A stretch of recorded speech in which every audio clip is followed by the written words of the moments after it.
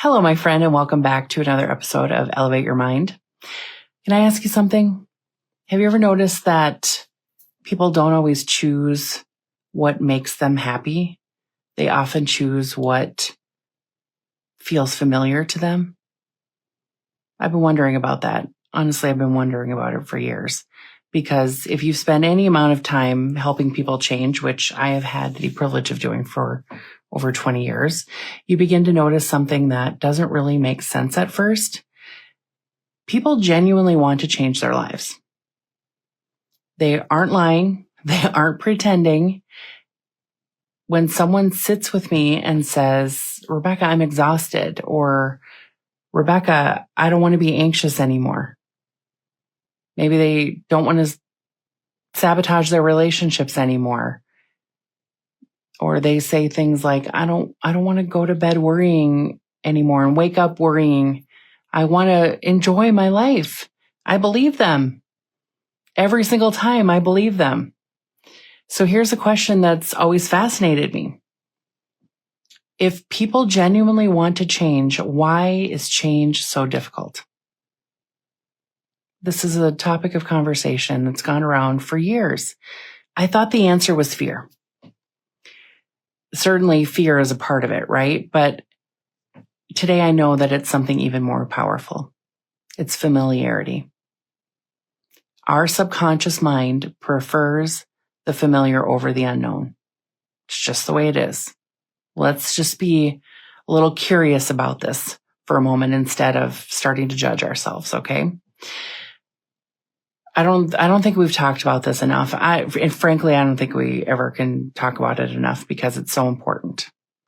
Just imagine you have your favorite old sweatshirt that it is your well-loved sweatshirt, right? The sleeves are fray. There's little holes around the ribbing. It is stretched out. The neck is stretched out. It probably shouldn't be in your closet anymore, right? But every time you open the door, you reach for it. Somehow it's the one that you find yourself just longing for, reaching for every time, right? It's not the most beautiful one, certainly not the warmest, worn and threadbare. And I doubt if anyone would say you're super fashionable in it, right? But it feels like yours. It feels like you. It maybe even has your perfume burned into it after all the years of wear. But it feels like yours. It's familiar. Your body already knows how it feels. Now imagine someone buys you a brand new sweater. Beautiful. It's softer, better made, probably looks nicer, has less tears.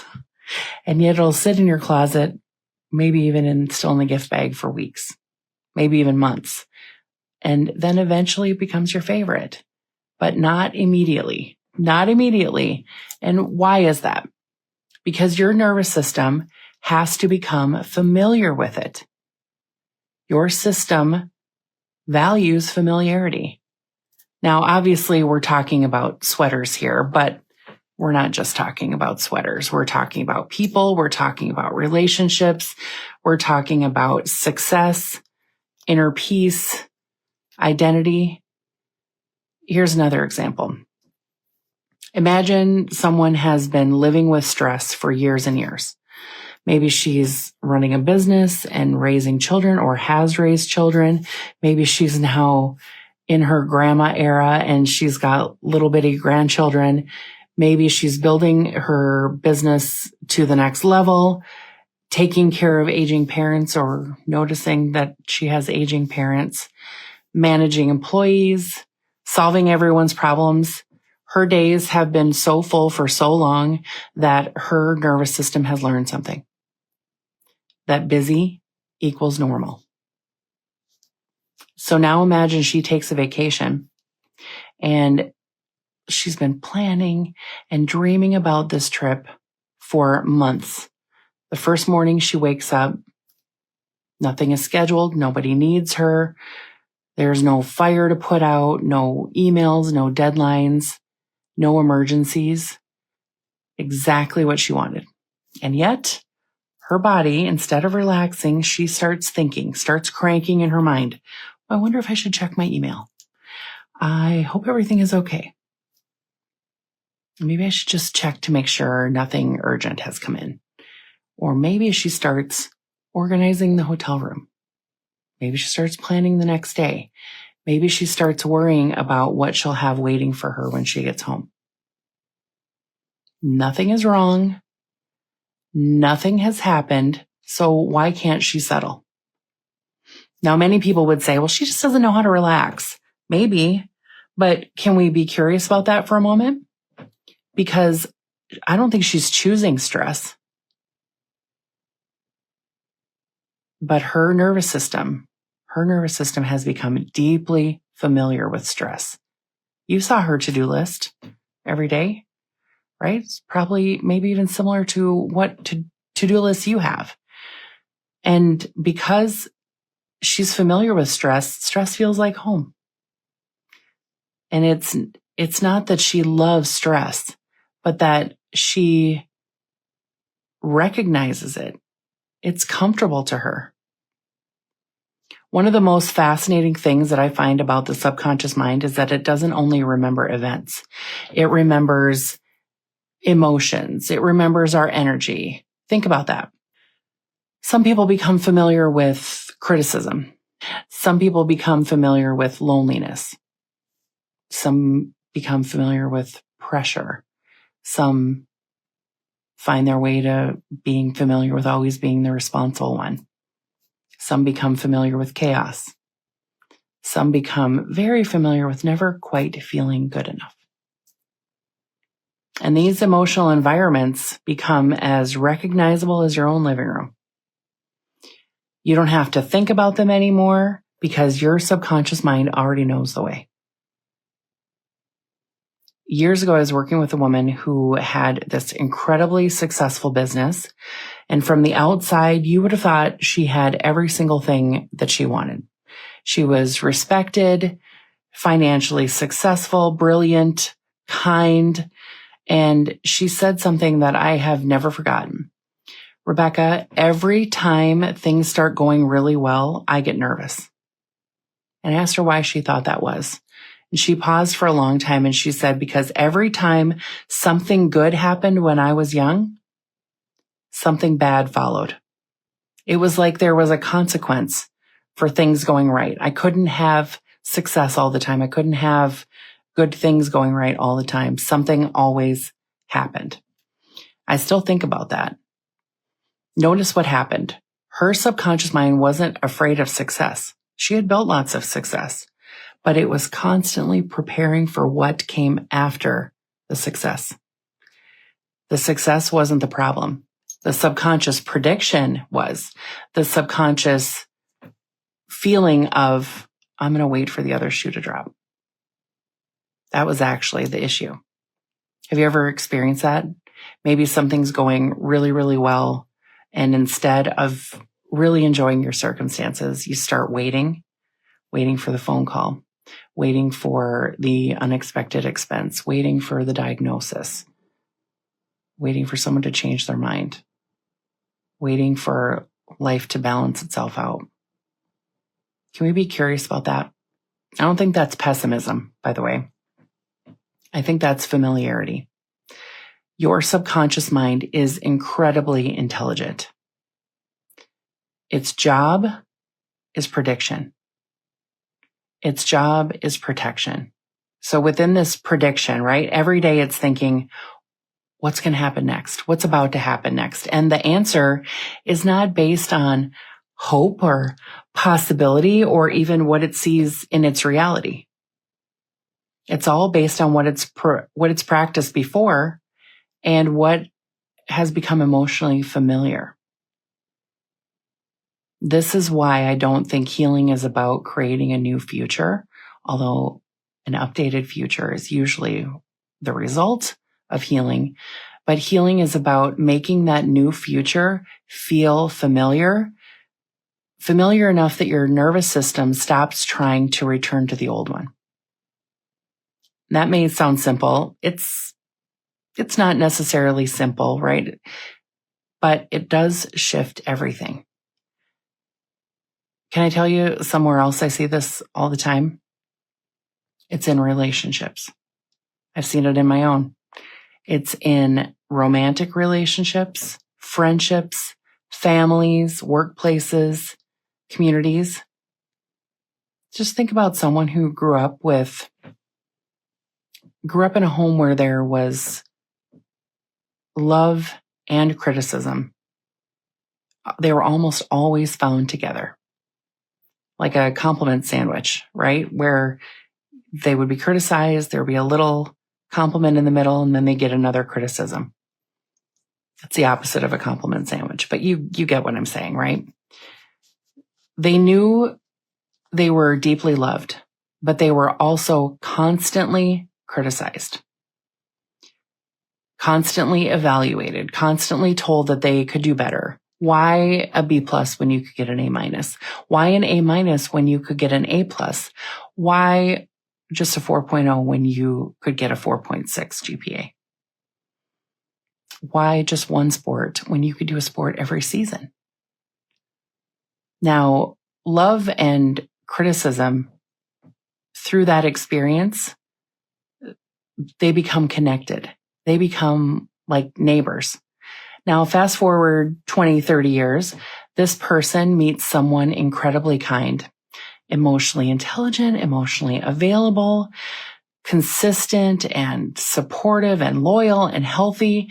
On paper, they got every single thing they always wanted, but something feels off. Something feels unfamiliar in this relationship. The relationship isn't wrong or bad, but that unfamiliarity is there. Have you ever heard someone say, well, I just don't know. It doesn't seem like there's any chemistry. I'm always a little curious about that. I mean, sometimes it's true, right? Because chemistry definitely matters. But sometimes I wonder what they're calling chemistry is actually that familiarity. I think we have confused those things for a very long time. If your nervous system learned that love comes with unpredictability, then predictability can feel really emotionally flat. If you learn that love was a roller coaster, then loving, predictable, kind relationship can feel weird, right? It can feel boring. Now let's look at the other side. Imagine someone who has spent years in a difficult relationship. Eventually they leave and everyone around them celebrates and they celebrate, oh, we're finally free. And they are free, at least consciously, right? But then something interesting happens. They start to miss the relationship, not the unhealthy parts, but they don't miss the pain, but they miss the familiarity, the morning routine, the text messages, the sound or feeling of another person being in the house, maybe even the arguments, maybe even the passion behind the arguments.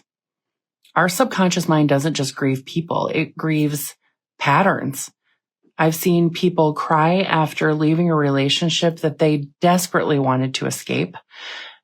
That doesn't mean they made the wrong decision. It means that they are saying goodbye to something deeply familiar. And we don't need to judge them for that. They're probably judging themselves, and we don't need to judge ourselves either. We don't have to ask the question, what's wrong with me? Or why do I miss something that hurt me? Maybe nothing is wrong with you. Maybe your subconscious mind is just adjusting to unfamiliar territory. One of my favorite examples of this is moving. And oh my gosh, I can't stand moving. Where you have to take everything out and put it back somewhere else. Oh my gosh, I've moved way too many times. Anyway, back to our topic. You move into your beautiful new home, right? And for weeks, you reach for the light switch where it used to be in your old place, or you drive into your old neighborhood without even thinking about it, or maybe you open up the wrong cabinet looking for your mugs. You don't do it intentionally. Your brain is simply following a path that it's practiced most often. Nobody beats themselves up for that, right? Nobody thinks, oh, I'm terrible at houses. No, you laugh, you notice it. You say, I guess I'm still catching up. I guess my brain is still catching up. What if we offered ourselves that same kindness emotionally? Instead of saying, I can't believe I'm anxious again, we asked, what light switch is my nervous system looking for? Isn't that a gentler way of seeing ourselves? And I really believe that language matters, because when we describe ourselves in a certain way over and over, that's what our subconscious mind rehearses. Here's something I tell clients all the time. You are not your first reaction. You are the person who notices it. Think about that. If your first reaction is worry, that doesn't necessarily mean that worry is who you are. It tells me your subconscious mind has practiced worry. If your first reaction is people pleasing, that doesn't tell me your identity. It tells me what once helped you belong. If your first reaction is preparing for the worst, that simply tells me that your subconscious mind says that surprise isn't always safe. Those reactions deserve curiosity, not criticism. And this is why this matters so much. Because the moment that we start believing, oh, this is just who I am, then you stop looking for possibility. You stop being curious. The moment that you say, this is something that my subconscious mind has become familiar with, you've created space for change. You've created space for healing, space for a new emotional experience. I'm convinced that transformation rarely begins with just one dramatic breakthrough. It's usually a tiny interruption. It's usually the tiniest thing that says, nope, we're not doing that anymore. We're done with this old way. And that single moment when you notice yourself walking that emotional path, and instead of automatically following it, you breathe, you pause, and you ask yourself, is this familiar or is this the truth? Is this familiar or is this true to me? I think that's one of the most powerful questions we can ask ourselves, because familiar and truth are not always the same thing. Most often they're not even close. And maybe that's where a new way of life begins. Not forcing yourself to become someone else, but recognizing that your subconscious mind has simply become very good at walking one singular path over and over and over again. And the beautiful news, paths can change. Not in one day and not by pretending, but by walking a different one over and over and over again. Eventually, that unfamiliar path becomes one that your feet recognize. And I've come to believe that your subconscious mind, it's not trying to keep you small. It's trying to keep you alive. Those are very, very different goals. And sometimes people begin learning about the subconscious mind and they'll ask me lots of questions, and they'll say things like, so my subconscious mind has just been sabotaging me. I understand why it feels that way. But as I've sat with thousands of people, I've listened to their stories. I've watched them remember moments that they hadn't thought about in decades. And I'm talking 50, 60, 70 years sometimes. I've watched them cry. I've watched them release. I've watched them laugh and forgive and finally exhale. And never once have I thought, oh, what a self-sabotaging person. No. I thought, what a beautiful mind. Because that's what I see, protection. Sometimes it's outdated. Sometimes it's exhausting. Sometimes it's unnecessarily slow and shifting, but it's protection nonetheless.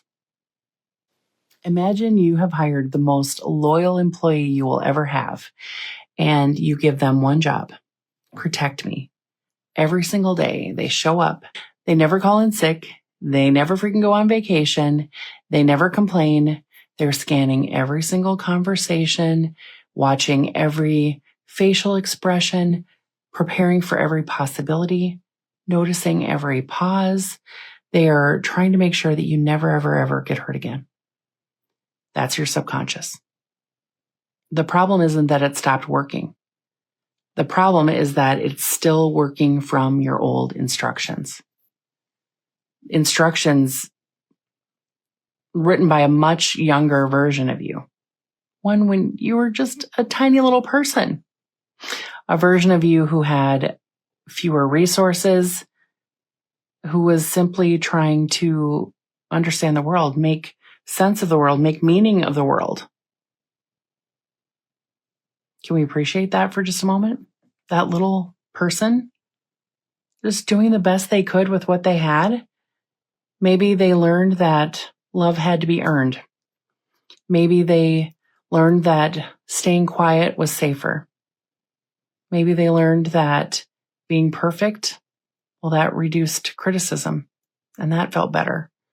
Maybe they learned that if they expected disappointment, then it just wouldn't hurt so much.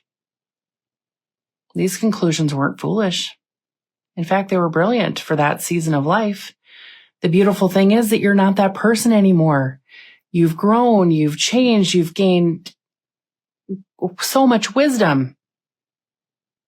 You've survived things that that younger version of you never even imagined that you could survive.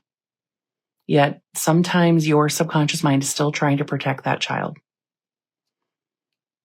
While you're over here busy trying to live as an adult and meet all of your responsibilities and achieve all your goals. No wonder it feels like there's tension. No wonder it feels like there's uncertainty, even when things around you look certain.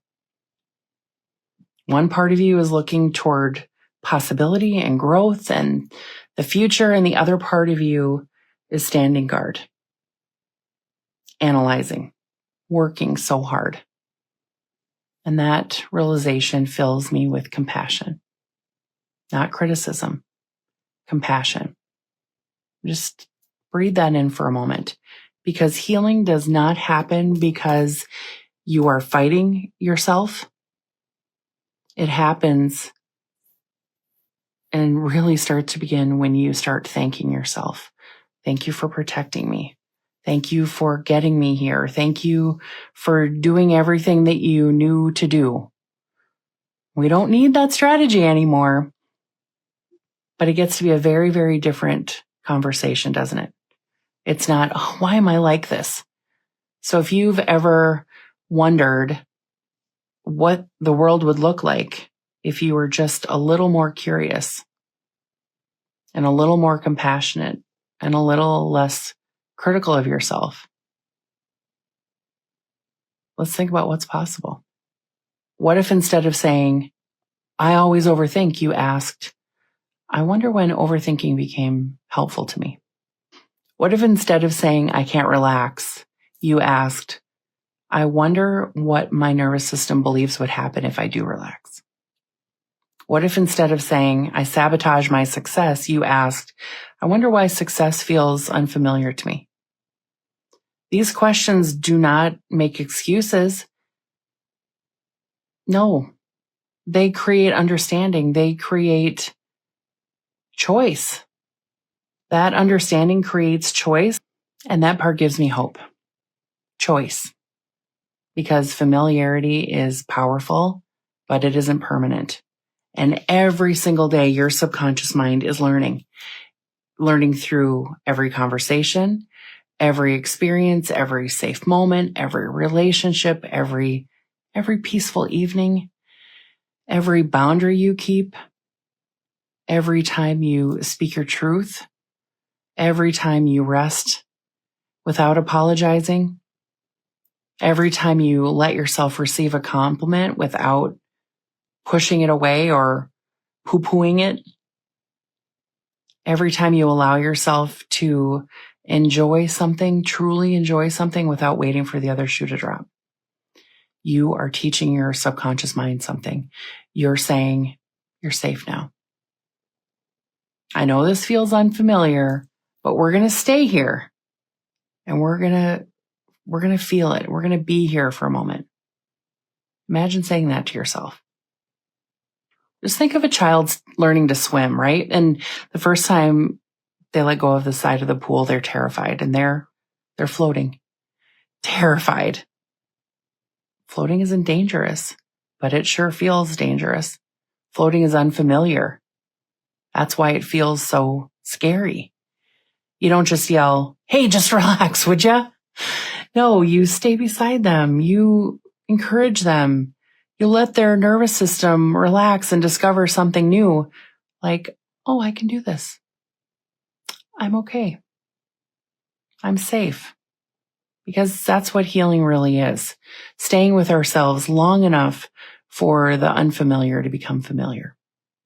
It's really gentle. Maybe peace isn't something that we find. Maybe it's something that we practice. Maybe confidence isn't something that we build. Maybe it's something that we remember. Maybe joy isn't something that we have to freaking earn. Maybe it's something that we stop interrupting it. I've been thinking about that a lot. I'd like to leave you with one question this week. What has become so familiar in your life that you've mistaken it as your personality? Maybe it wasn't your personality at all. Maybe it was just the path that you walked the most. And paths, they can change. One step at a time, one thought at a time, one safe experience at a time. Before we finish today, I want to bring back something that I used to do many years ago. It's called asking for a friend. And here's how it works. I want you to send me the questions that you've always wondered about. The ones that feel a little vulnerable, the ones that you might think, oh, this may sound a little silly, or I've never told anyone this before. Maybe it's about your mind or your relationships or your money or your habits or confidence, your marriage, your faith. Maybe it's about grief or success or hypnosis or manifestation. I love talking about all this stuff. Or maybe it's a question that you've just carried with you for a long, long time. I want you to ask me. Okay? You can absolutely be asking for a friend. In fact, I encourage it because there's so many things that I've learned after thousands and thousands of conversations. But the questions that we're most afraid to ask are usually the ones that people share. There's usually other people waiting for that same answer or new understanding. So if you've been wondering about it, chances are someone else has too. And maybe your question would become our next episode. You can send your asking for a friend questions through my website or social media or email. And who knows, your question might be the one that helps thousands of people see themselves in a completely new way. Thank you for spending this time with me. Thank you for being curious. Thank you for allowing me to wonder right alongside of you. Until next time, pay attention to the paths that you are walking, that your mind automatically walks into. And when you notice that you no longer want to go where it's leading you, just pause and remember that you don't have to criticize yourself for taking that path. You simply get to choose a new path.